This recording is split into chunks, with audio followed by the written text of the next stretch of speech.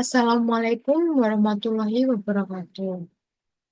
Kami dari kelompok 3 akan mempresentasikan tentang model pembelajaran berbasis proyek atau PJBL. Perkenalkan, saya Agatha Alodia Devi dengan NIM 027. Kemudian ada rekan saya, Naswa Kamila dengan NIM 025, dan ada Anissa Yora dengan NIM 154, dan Evangga Tio dengan NIM 203. Yang pertama adalah pengertian tentang PJBL. Jadi, PJBL ini adalah pendekatan pembelajaran inovatif yang mendorong peserta didik untuk belajar melalui penyelidikan dan kolaborasi yang nyata. Jadi, model pembelajaran PJBL ini mempersiapkan peserta didik untuk menghadapi tantangan yang kompleks di dunia nyata. eh dan PJBL kan kepanjangan pembelajaran berbasis proyek. Jadi proyek dalam PJBL ini kan pastinya ada proyek. Jadi menurut Fleming, proyek adalah suatu pengalaman yang intensif di mana kita terlibat dalam kegiatan yang menarik dan memiliki alasan yang penting untuk dilaksanakan. Jadi melalui proyek ini diharapkan kita memberikan kesempatan pada peserta didik untuk menggali lebih dalam materi atau topik yang sedang dipelajari sesuai dengan minat mereka. Kemudian dari beberapa sumber eh, menyebutkan definisi tentang PJBL. Yang pertama adalah Thomas.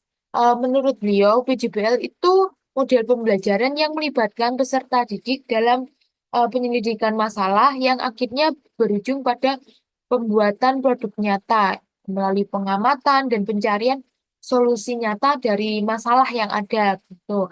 Kemudian yang kedua dari Brook Institute for Education. Jadi BJBL adalah pendekatan pembelajaran di mana peserta didik memperoleh pengetahuan keterampilan dengan menyelesaikan proyek yang menanggapi pertanyaan atau tantangan. Kemudian yang ketiga, eh, menurut Stevers. Jadi menurut Stevers, BJBL adalah pendekatan instruksional yang melibatkan tugas nyata yang menantang peserta didik untuk memecahkan masalah nyata. Tuh. Kemudian yang keempat ada Milenty Jevic.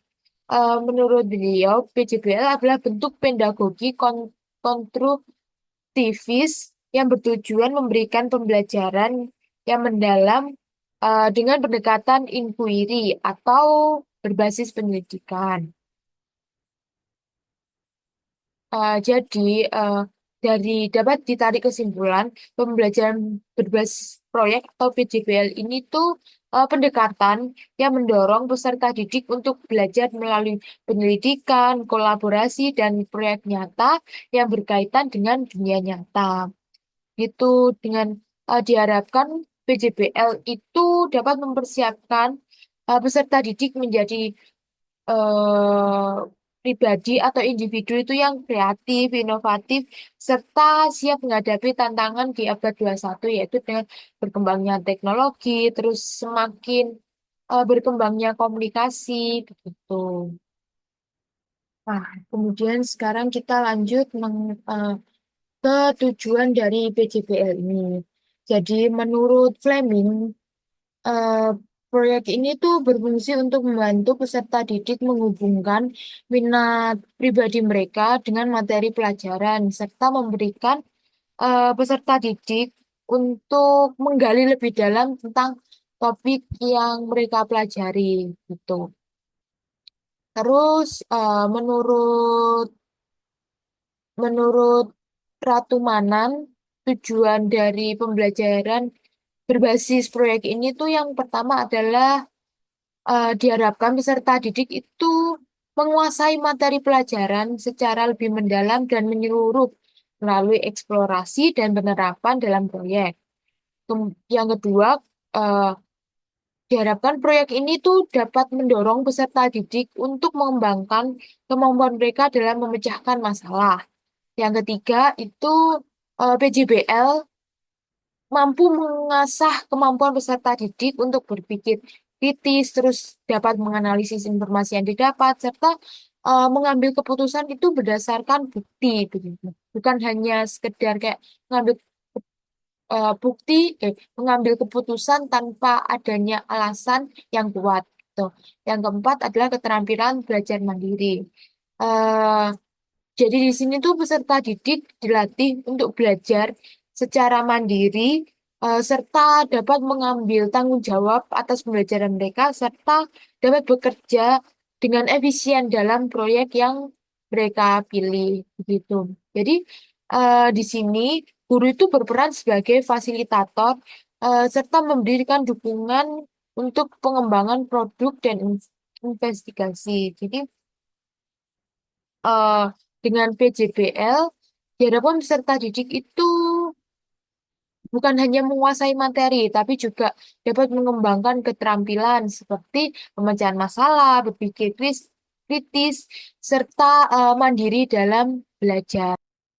Nah, selanjutnya adalah tentang karakteristik dari PJBL ini.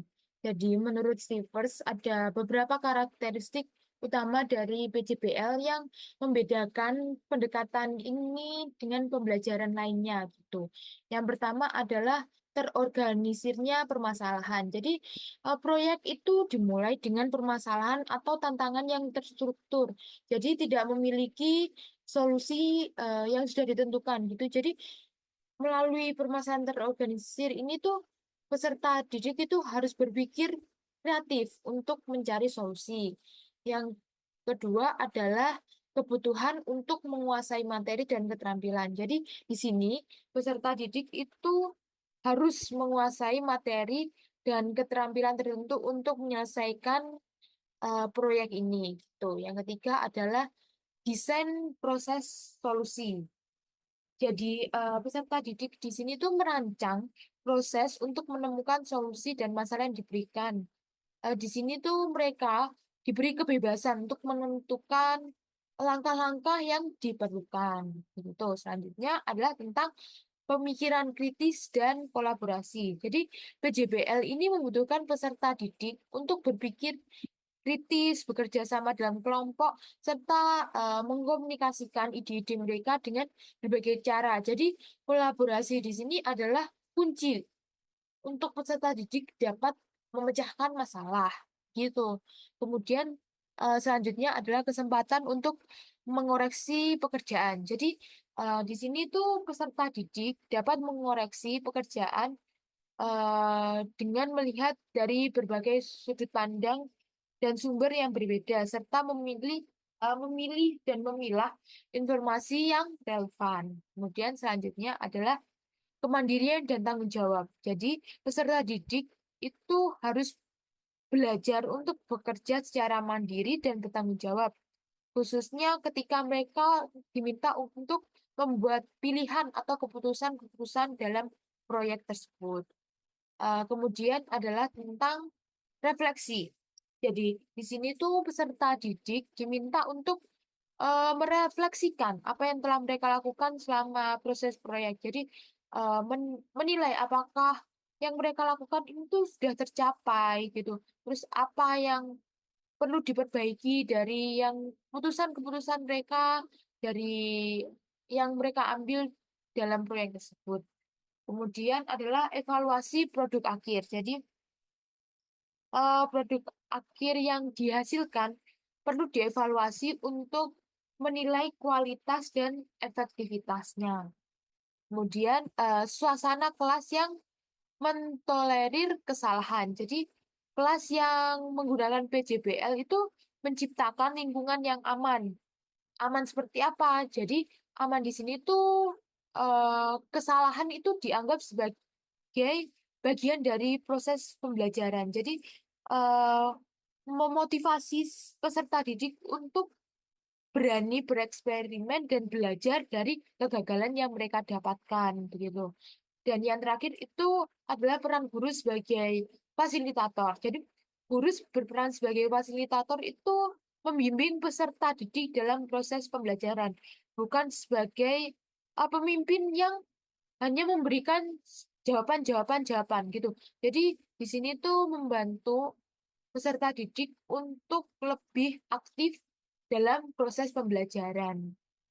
Jadi karakteristik utamanya itu adalah keterlibatan aktif peserta didik dalam merancang, menyelidiki, dan menghasilkan solusi serta pengembangan keterampilan kritis, kolaboratif, dan mandiri dari peserta didik ini. Jadi, guru bertindak sebagai fasilitator yang mendukung peserta didik dalam proses ini. Oke, selanjutnya ada landasan teoretik. Di landasan teoretik ini terdapat teori konstruktivisme. Teori ini menyatakan bahwa pengetahuan tidak diberikan secara pasif, melainkan dibangun secara aktif oleh individu melalui interaksi dengan lingkungan mereka. Dalam konteks PBL, siswa tidak hanya menerima informasi dari guru, tetapi juga terlibat dalam proses penemuan, investigasi, dan refleksi untuk membangun pemahaman mereka sendiri. Misalnya, ada anak yang ingin mengetahui tentang konsep berat. Nah, di mana anak ini disuruh memegang dua benda yang dimana tangan satunya memegang batu dan tangan yang satunya lagi memegang kapas. Nah, dari sini anak tersebut dapat membangun pemahamannya tentang konsep berat. Oke, selanjutnya ada sintaks atau langkah-langkah dalam PBL. Yang pertama yaitu menyiapkan pertanyaan atau penugasan proyek. Tahap ini merupakan langkah awal untuk merumuskan pertanyaan atau penugasan proyek yang menarik dan relevan bagi siswa. Pertanyaan atau penugasan ini harus mendorong siswa untuk melakukan investigasi, eksplorasi, dan pemecahan masalah. Dan yang kedua ada menentukan tema dan tujuan proyek. Setelah pertanyaan atau penugasan proyek dirumuskan, langkah selanjutnya adalah menentukan tema dan tujuan proyek yang jelas dan terstruktur. Tema proyek harus menarik dan relevan dengan kurikulum serta minat siswa. Tujuannya harus dirumuskan secara spesifik, terukur, dapat dicapai, relevan, dan berbatas waktu. Dan yang ketiga, merancang dan membagi tugas. Tahap ini melibatkan perencanaan dan pembagian tugas kepada siswa dalam tim. Siswa harus terlibat aktif dalam merancang proyek, menentukan peran dan tanggung jawab masing-masing anggota tim, dan menyusun jadwal kerja. Yang keempat, mengumpulkan informasi dan data. Siswa perlu mengumpulkan informasi dan data yang relevan untuk menyelesaikan proyek. Mereka dapat menggunakan berbagai sumber seperti buku, internet, wawancara, observasi, dan eksperimen. Dan yang kelima ada menganalisis dan menyusun solusi. Setelah mengumpulkan informasi dan data, siswa perlu menganalisis informasi tersebut dan menyusun solusi untuk masalah yang dihadapi. Mereka harus menggunakan keterampilan berpikir kritis, pemecahan masalah, dan kreativitas untuk menemukan solusi yang inovatif dan efektif. Yang keenam, membuat produk atau presentasi. Siswa harus membuat produk atau presentasi untuk menunjukkan hasil kerja mereka. Produk atau presentasi ini harus mencerminkan pemahaman mereka tentang topik proyek dan solusi yang mereka temukan. Yang ketujuh, mengevaluasi dan merefleksi. Tahap ini melibatkan evaluasi dan refleksi terhadap proses dan hasil proyek. Siswa harus menilai efektivitas solusi yang mereka temukan, mengidentifikasi area yang perlu ditingkatkan, dan merenungkan pembelajaran yang mereka dapatkan. Dan yang kedelapan, membagikan hasil proyek. Langkah terakhir adalah membagikan hasil proyek kepada audiens yang lebih luas, seperti kelas, sekolah, atau komunitas. Ini dapat dilakukan melalui presentasi, pameran, atau publikasi. Selanjutnya yaitu pengelolaan kelas dalam model pembelajaran berbasis proyek. Nah, di sini penting untuk kita, guru atau calon guru, mengetahui bahwa pengelolaan kelas PJBL itu seringkali tidak dijelaskan secara rinci dalam beberapa literatur. Hari ini karena kan kegiatan pembelajaran berbasis proyek ini kan lebih banyak dilakukan di luar kelas ya. Dengan kata lain, PJBL ini mendorong siswa untuk belajar melalui pengalamannya langsung dan mengeksplor lingkungan nyata, nggak hanya di ruang kelas. Meskipun ada tantangan kita sebagai guru itu tetap bisa merancang pengalaman pembelajaran bisa dikategorikan sukses, salah satunya dari referensi yang dikemukakan oleh Fleming pada tahun 2000. Di sini Fleming memberikan rincian langkah demi langkah yang dapat membantu para guru untuk mempersiapkan dan melaksanakan proyek dengan baik. Di sini ada 8 langkah. Yang pertama yaitu memilih fokus proyek. Guru dalam memilih fokus proyek ini penting untuk melibatkan siswa dalam proses pemilihan tema. Ini dapat dilakukan melalui diskusi kelompok atau bisa jadi survei minat siswa untuk memastikan proyek ini relevan dan menarik bagi mereka. Tidak hanya menarik dan relevan, tetapi harus memastikan bahwa tema proyek ini tetap terhubung dengan konteks pembelajaran di kelas. Yang kedua yaitu mengidentifikasi pengetahuan keterampilan. Jadi di sini guru perlu mengidentifikasi keterampilan yang dilakukan siswa itu dikembangkan melalui proyek seperti kemampuan berpikir kritis, kolaboratif, dan komunikasi. Jadi pastikan bahwa pengetahuan dan keterampilan yang diajarkan melalui proyek ini sejalan dengan kurikulum yang berlaku. Yang selanjutnya yaitu mengenalkan proyek. Jadi guru memastikan untuk memperkenalkan proyek secara menarik, misalnya dengan cara menggunakan video. Jadi untuk menarik perhatian siswa, ini memanfaatkan proyek untuk membangun antusiasme bagi siswa. Yang keempat yaitu memilih keseimbangan kegiatan. Jadi, guru tuh harus merencanakan kegiatan yang struktur, di mana guru harus memberikan instruksi dari awal, kemudian siswa berkolaborasi secara kelompok.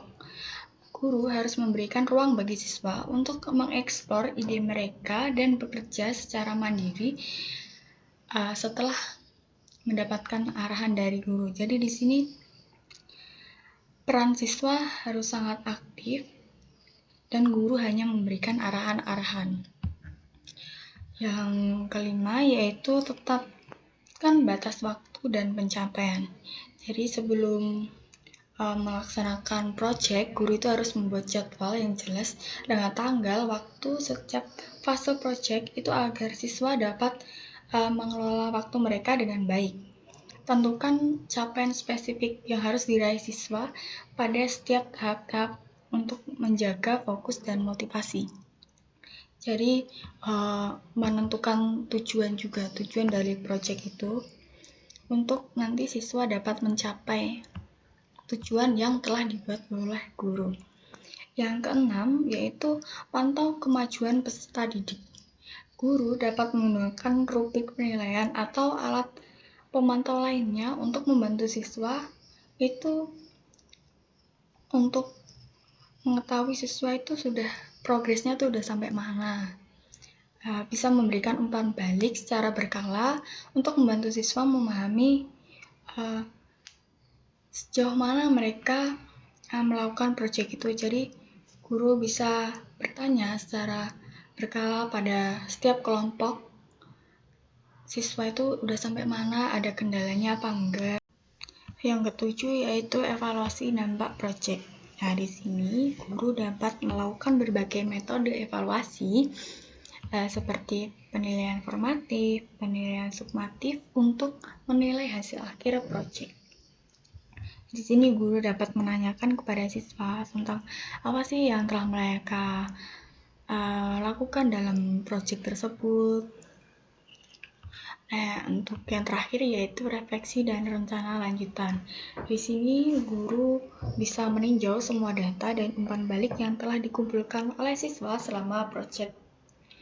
Nah, berdasarkan proyek tersebut, itu guru dapat merencanakan langkah-langkah berikutnya yang baik untuk pengembangan proyek selanjutnya.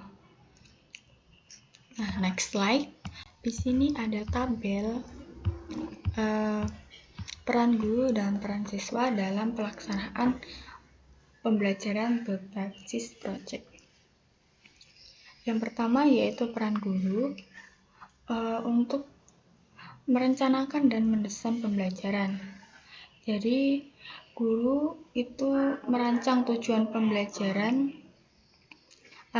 bisa mendesain struktur proyek, ya, termasuk tema, kegiatan, dan hasil yang diharapkan. Lalu guru bisa menyiapkan keperluan selama proyek, bisa seperti bahan ajar, alat, atau bahkan teknologi yang digunakan selama proyek. Yang kedua yaitu membuat strategi pembelajaran. Guru dapat merencanakan berbagai kegiatan yang akan dilakukan siswa selama proyek. Ini bisa mencakup diskusi kelompok, presentasi, dan penilaian lapangan untuk pembuatan produk. Yang ketiga yaitu membayangkan interaksi antar guru dan peserta didik. Jadi, guru berperan untuk membayangkan bagaimana sih siswa akan berinteraksi satu sama lain selama proyek. Nah, dari guru itu membayangkan interaksi siswa, itu guru dapat merancang cara memberikan umpan balik secara konstruktif kepada siswa selama pembelajaran. Yang keempat yaitu mencari keunikan peserta didik. Di sini guru bisa mengenali keunikannya dengan cara siswa kan memiliki cara belajar dan minat itu berbeda-beda ya. Jadi guru bisa menciptakan pengalaman belajar yang inklusif. Misalnya diberikan pilihan tugas dengan cara melibatkan siswa dalam proses merencanakan minat mereka untuk ide mereka terkait proyek.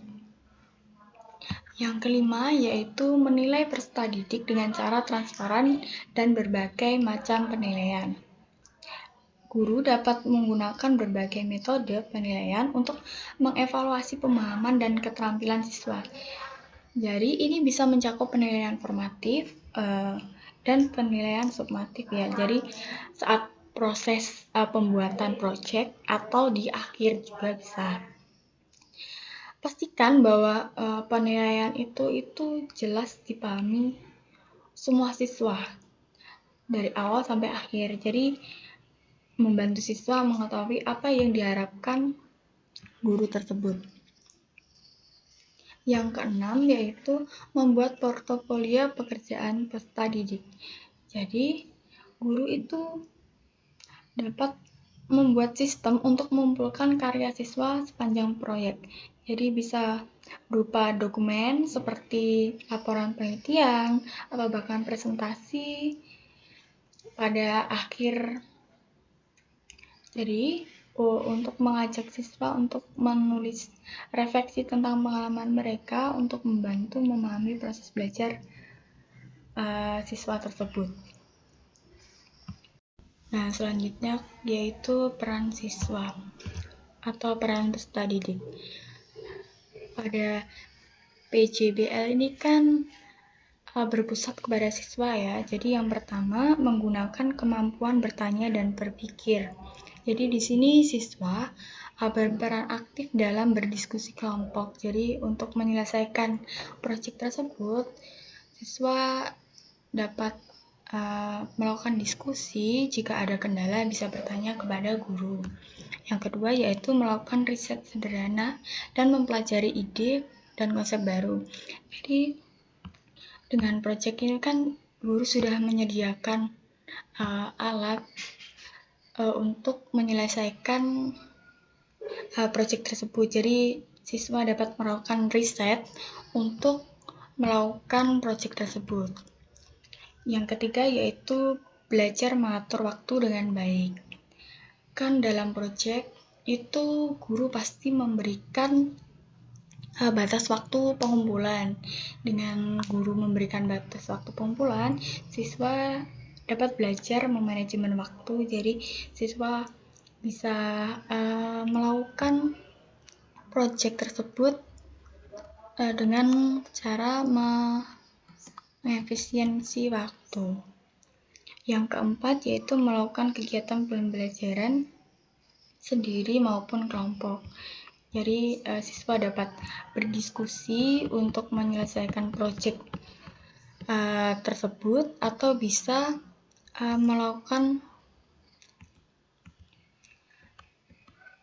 mengumpulkan berbagai ide dari pemikiran-pemikiran siswa tersebut.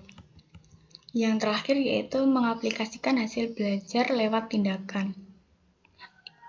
Siswa bisa mewawancarai, bisa survei atau observasi untuk menyelesaikan tugas proyek tersebut.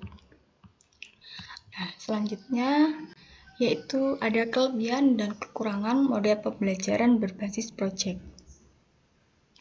Nah, di sini ada kelebihan.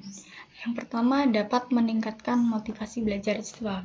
Jadi kan PJBL ini kan dilakukan di luar ruang kelas ya. Jadi siswa kan pasti senang saat ada pembelajaran dilakukan di luar kelas. Jadi motivasi belajar siswa tuh pasti meningkat.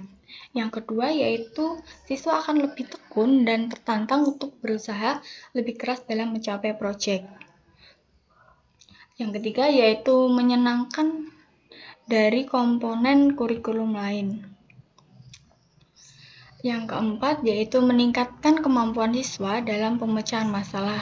Nah, hal ini dapat membuat siswa menjadi lebih aktif dan dalam memecahkan masalah yang kompleks. Yang kelima yaitu meningkatkan keterampilan kolaboratif. Nah, pentingnya kerja kelompok dalam proyek itu memerlukan siswa mengembangkan dan mempraktikkan keterampilan komunikasi mereka. Yang keenam yaitu meningkatkan keterampilan mengelola sumber. Nah, untuk selanjutnya, selain memiliki kelebihan kan PJBL ini memiliki kekurangan dalam pelaksanaan prosesnya. Antara lain, yang pertama, memerlukan lebih banyak waktu untuk menyelesaikan masalah dan menghasilkan produk. Ya, karena berbasis proyek, pasti membutuhkan waktu yang lama ya. Jadi di sini peran siswa untuk mengefisiensi waktu itu sangat penting untuk PJBL ini. Karena kalau misalnya siswa tidak dapat mengefisiensi waktu, kemungkinan besar siswa akan kesulitan dalam menyelesaikan proyek tersebut. Yang kedua yaitu membutuhkan lebih banyak biaya. Ya, sesuai dengan PJBL kan harus menghasilkan produk ya, jadi harus menggunakan biaya yang lebih banyak. Yang ketiga, membutuhkan fasilitas dan perlengkapan yang memadai. Yang terakhir yaitu sulit untuk melibatkan seluruh siswa dalam kerja kelompok karena ada kekhawatiran hanya siswa yang aktif saja yang mendominasi kerja kelompok. Ini sering kita jumpai ya dalam pekerjaan kelompok. Ini kita dapat mengantisipasinya dengan cara kita sebelum melakukan riset, guru itu bisa memberikan instruksi kepada siswa untuk misalnya kan langkah-langkahnya ada banyak dari menghasilkan produk itu banyak langkah-langkah. Nah, kita bisa menyuruh siswa untuk membagi setiap langkah-langkah. Jadi setiap siswa tuh akan adil dan rata membagi tugasnya. Jadi nanti setiap siswa akan bekerja. Selanjutnya adalah asesmen dan evaluasi. Asesmen dalam pembelajaran berbasis proyek adalah penilaian terhadap tugas yang diberikan kepada siswa, di mana tugas itu harus diselesaikan dalam kurun waktu tertentu. Penilaian ini tidak hanya untuk menilai hasil akhirnya saja, tetapi juga dalam proses pengerjaannya.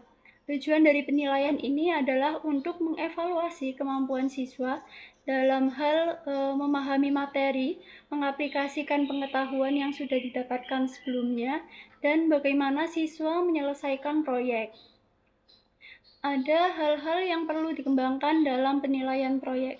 Yang pertama, kemampuan pengelolaan. Maksudnya adalah kemampuan siswa dalam merencanakan dan melaksanakan proyek dengan efektif.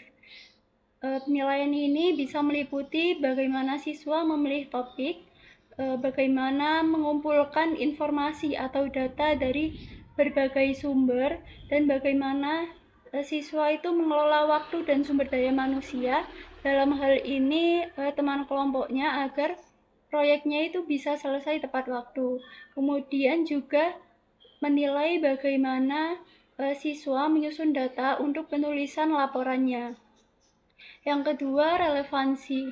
Maksudnya adalah kesesuaian produk dengan tujuan pembelajaran atau materi yang sedang dibahas. Jadi produk yang dihasilkan oleh siswa itu harus sesuai dengan materi yang sedang dibahas di kelas.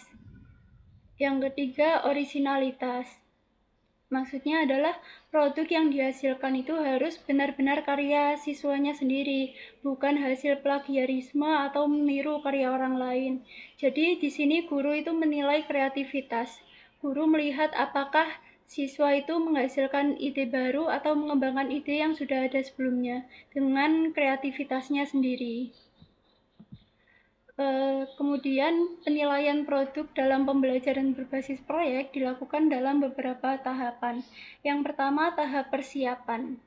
Di tahap ini yang dinilai adalah bagaimana siswa itu merencanakan proyek, yaitu bagaimana siswa mengidentifikasi tujuan proyeknya dan bagaimana siswa itu menentukan langkah-langkah yang diperlukan. Kemudian juga menilai bagaimana siswa menggali dan mengembangkan gagasan. Jadi sejauh mana siswa itu bisa menghasilkan ide baru atau mengembangkan atau memodifikasi ide yang sudah ada. Kemudian yang kedua, tahap proses pembuatan produk. Di sini yang dinilai adalah bagaimana siswa memilih alat dan bahan yang sesuai dengan kebutuhan produk. Kemudian juga menilai bagaimana siswa menerapkan teknik yang tepat dalam proses produksinya. Juga menilai manajemen waktu dan sumber dayanya untuk menyelesaikan proyek agar sesuai jadwal yang telah ditetapkan. Kemudian yang ketiga, tahap penilaian produk. Di sini, di tahap ini menilai hasil akhir dari proyek yang dilakukan siswa berdasarkan kriteria yang sudah ditetapkan sebelumnya. Seperti misalkan kualitas produknya itu bagaimana, inovasi atau keunikannya, estetikanya, dan apakah produk yang dihasilkan itu sesuai dengan tujuan proyek yang sudah direncanakan sebelumnya. Nah, dalam penilaian produk ini bisa dilakukan dengan dua cara. Yang pertama, cara holistik.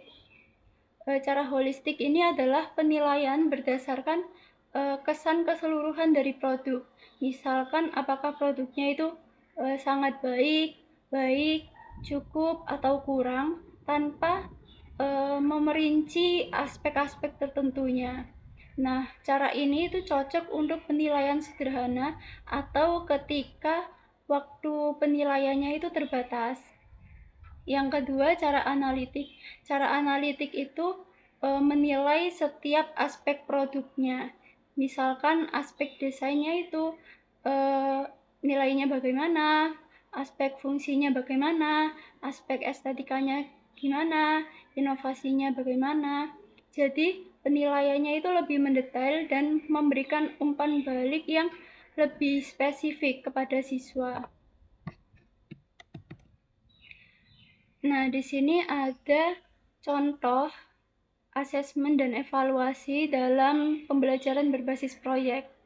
Di sini ada 3 aspek: perencanaan, pelaksanaan, dan laporan proyek. Dalam perencanaan itu yang dinilai ada rancangan alat, meliputi alat dan bahan dan juga gambarnya, dan juga menilai uraian cara menggunakan alat. Kemudian di pelaksanaan yang dinilai adalah keakuratan sumber data atau informasi, kuantitas sumber data, analisis data, dan penarikan kesimpulan. Yang ketiga di laporan proyek yang dinilai adalah sistematika laporan, performance, dan juga presentasi. Nah, masing-masing aspek ini dinilai dengan skor 1 sampai 5, di mana skor 1 itu skor terendah. Jadi yang paling jelek itu di skor 1 dan yang paling tinggi itu di skor 5, di mana proyeknya itu sangat bagus gitu. Selanjutnya adalah contoh pembelajaran matematika dengan model pembelajaran berbasis proyek. Di sini ada contoh untuk kelas 7 pada materi statistika. Kompetensi dasarnya yaitu menyajikan dan menafsirkan data dalam bentuk tabel, diagram garis, diagram batang, dan diagram lingkaran. Untuk indikatornya, yang pertama menyajikan data dalam bentuk tabel, diagram garis, diagram batang, dan diagram lingkaran dari kondisi suatu tempat. Yang kedua, menafsirkan data yang diperoleh dari kondisi suatu tempat. Untuk kegiatan pembelajarannya, yang pertama, guru itu menyampaikan kepada siswa bahwa pada pertemuan sebelumnya kita sudah mempelajari tentang data dan cara penyajiannya, yaitu tabel, diagram garis, diagram batang, dan diagram lingkaran. Nah, pada pertemuan kali ini, kita akan menggunakan pengetahuan tersebut untuk menyelesaikan tugas proyek yang akan diberikan. Kemudian, guru memberikan pertanyaan mendasar yang berhubungan dengan kondisi atau keadaan di suatu wilayah. Misalnya, bagaimana kondisi masyarakat di desa tempat tinggalmu, bagaimana mata pencahariannya, bagaimana pendapatannya, dan sebagainya. Jadi, guru itu memulai dengan pertanyaan mendasar. Selanjutnya, guru juga bertanya tentang infografis. Apakah siswa itu tahu apa yang dimaksud dengan infografis? Dan siswa juga diminta untuk mencari tahu tentang infografis itu sendiri, bisa melalui internet ataupun dari berbagai literatur lainnya. Di kegiatan ini, guru juga memulai dengan pertanyaan mendasar. Selanjutnya, guru memberikan tugas proyek yang berkaitan dengan pertanyaan tadi. Jadi, guru memberikan tugas proyek untuk membuat infografis tentang kondisi masyarakat di tempat tinggalnya masing-masing. Kemudian, guru dan siswa secara kolaboratif membentuk kelompok. Jadi, satu kelompok itu terdiri dari 4-5 anak dan menentukan topik proyek yang akan diselesaikan dalam kelompok. Di kegiatan ini adalah merupakan tahap mendesain perencanaan proyek. Kemudian, guru juga membimbing siswa merancang perencanaan penyelesaian proyek. Di kegiatan ini juga merupakan tahapan mendesain perencanaan proyek. Dan guru dan siswa juga secara bersama-sama menyusun jadwal penyelesaian proyek. Di sini merupakan tahap menyusun jadwal. Guru memonitor kerja proyek siswa melalui rubrik, dan guru juga membimbing siswa yang mengalami kesulitan. Di sini merupakan tahap memonitor keaktifan siswa dan kemajuan proyek.